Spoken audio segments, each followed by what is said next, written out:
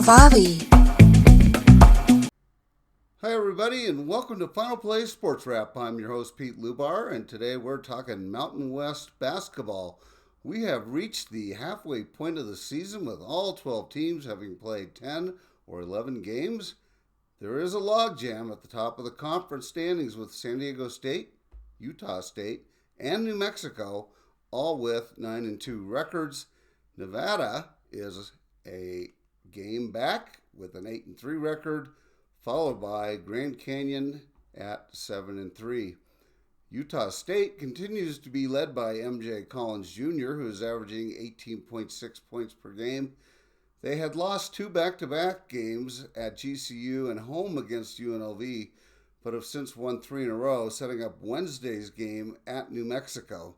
The Aggies lead the conference in scoring and defense. New Mexico is second in both scoring and defense. The numbers are very close. I think it's about a point a game difference on either end, and so it should be a strength versus strength kind of game. The home court will be in New Mexico's favor, so they would probably be the slight favorite, but the Aggies have the capability to certainly win on the road. The Aggies do have a difficult final stretch with road games at New Mexico, as I mentioned, at Nevada, at San Diego State, and at UNLV, with home games against Grand Canyon and UNLV. So rough stretch there. The last 7 of the 10 games that they have, or 9 games, don't really have a breather in there. San Diego State lost to Utah State in Logan on Saturday, suffering just their second loss on the road, both losses on the road in conference play. The Aztecs have a home win against New Mexico, which is nice for their resume. Their closing schedule is rife with trouble, though, as they have a 7-game stretch against the better teams in the conference starting on February 14th. So they have home against Nevada and Grand Canyon, at CSU, home against Utah State, at New Mexico, at Boise to end the season, and home for UNLV in the final game. New Mexico is the surprise team of the conference so far, as they were picked for 5th in the preseason and have an entirely new team and new roster. The Lobos moved to 18-4 on the season after beating San Jose State on Saturday night for their 4th straight conference win. The Lobos are led by Jake Hall. He's a freshman, and he looked a little overwhelmed early in the season, but since then he's now just balling. He looks like he's shooting, got a shooting rhythm. He's averaging 15.5 points a game. He shoots nearly 50% from the field, which is outstanding, and a remarkable 43.3% from three-point range. So, he's leading them, but they're getting a lot of quality play from other Lobos as well. The kid Buljan is a really good rebounder, one of the best in the conference. And so the Lobos are in good shape. They also might be the best set up with the top teams for the end of the season, as they get both Utah State and Boise at home this week, and they get SDSU at home towards the end of the season. So they got the 3 of the top teams, 3 of the better teams in the conference. They play at home, and they only have to travel to Nevada and Utah State for the last game of the season, which might be a battle for the top seed in the Mountain West tournament. Nobody's talking about Steve Alford's Nevada, but the Wolfpack are only a game back of leaders, and they are led by Corey Camper Jr., who is averaging 16.9 points per game, good for 4th or 5th in the conference. They have a couple of tough road games coming up against Boise State, who's been playing better ball after starting 1-5. They're now 5-6, and San Diego State.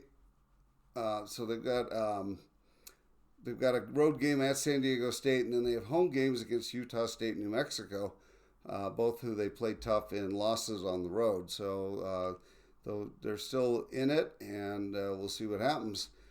Grand Canyon is led by Jaden Henley at 17.3 points per game, and that's good for 4th in the conference. They're just a half game back of Nevada, and they've been a team that's created a quite a few upsets. They've beaten Boise and Boise, beaten Utah State and San Diego State at home, where their student body is terrific. They have a party. They call it the biggest party in college basketball, and it really looks like a lot of fun. But they've got tough games coming on the road with UNLV, SDSU, and Utah State, and they've got New Mexico at home. New Mexico State will be interesting, or New Mexico game will be interesting, as Grand Canyon got beat by like 24 in Albuquerque. So they're going to be revenge-minded in that game, but that may be a key game for them. And then UNLV and Boise are kind of out of it. They're both UNLV is 5-5 and Boise is 5-6, but with the top seed not likely to have more than 4 losses, they're really now just working to avoid the play-in games in the Mountain West tournament. So here are the current standings, as you can see. Nothing really interesting there. If you kind of look at bracketology right now, the top 3 teams are in the tournament according to most brackets. UNM and SDSU are considered bubble teams, while Utah State is expected to be an 8-10 team. Utah State has a net of 27. New Mexico is at 42, and San Diego State is 45. Nevada is at 60, Boise 61, and Grand Canyon 68. However, unless Nevada, Boise, or Grand Canyon wins the conference tournament, it's hard to imagine 4 teams from the Mountain West making the big dance. On for sort of a last note, a couple weeks ago I mentioned that Air Force team was terrible. I had watched them lose by 40-something to New Mexico on their home court, and that it could be Joel Scott's last season at the helm. The following day, Joel was put on administrative leave for a shouting incident with one of the cadets after the New Mexico blowout. He has not returned to the bench. One can only assume that his days with Air Force are over, as the team is 0-10 in league play and 3-18 overall. So that's it, catching up at the midway point of the Mountain West season. I hope you enjoyed this. If you did, please subscribe to my YouTube page. And everyone, I hope you have a great day and appreciate you watching. Thanks. Bye.